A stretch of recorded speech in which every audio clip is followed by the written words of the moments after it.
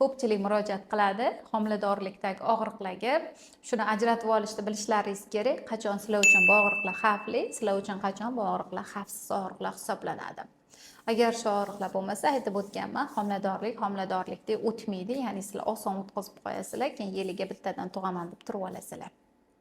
O'sha uchun agar sizda qorin sohasida, qorin pastida, ya'ni quvuq sohasida juda kuchli og'riq bo'lsa va chot sohasiga berib yoki anus orqa chiqaruv teshigi tarafga berib og'riqlar bo'lsa, qonli suvli ajralmalar kelsa, darhol vrachga murojaat qilish kerak. Ya'ni og'riqlar oralig'i interval bilan bo'lsa, ya'ni har 5 minutda yoki har 10 minutda, har 20 minutda og'riq interval bilan bo'lsa, bunda ham albatta vrachga murojaat qilish kerak bo'ladi. Bular xavfli og'riqlar hisoblanadi.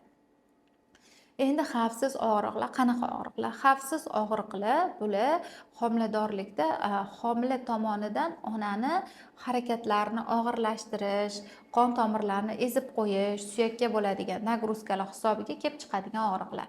Agar qorinda pastki sohasida simillovchi og'riqlar bo'lsa, bu xavfsiz og'riqlar. Bola kattalash hisobiga mana bu oshqozon sohasida yoki o'ng tarafda, jigar tarafda og'riqlar bo'lishi yoki taloq tarafda og'riqlar, achishlar bo'lishi, bular ham tabiiy og'riqlar hisoblanadi. Umurtqa pog'onasida og'riqlarni bo'lishi va ko'pchik sohasida og'riqlarni bo'lishi, bular ham tabiiy og'riqlar hisoblanadi.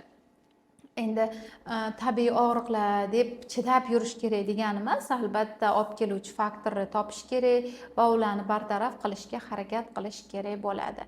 Agar sizda shunday og'riqlar kuzatilayotgan bo'lsa, albatta nevropatolog ko'rigidan o'ting, ginekolog ko'rigiga chiqing. Agar analiz topshirganingizda analiz xulosalaringiz hammasi yaxshi chiqib, qorningiz kattalashib, bolangizni harakatlari yaxshi bo'lib turgan bo'lsa, faqat sizda og'riqlar bezovta qilayotgan bo'lsa, tashvishga tushmasangiz bo'ladi. Tushundinglar qizlar? Keyingisi og'riqlarimiz mehrga bo'lgan og'riqlar.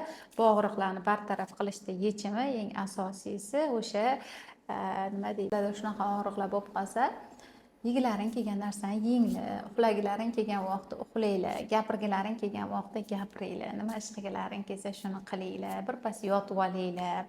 Iloji bo'lsa chap tarafga qarab yotib olinglar. Shunda sizlarda bu og'riqlar o'tib ketadi.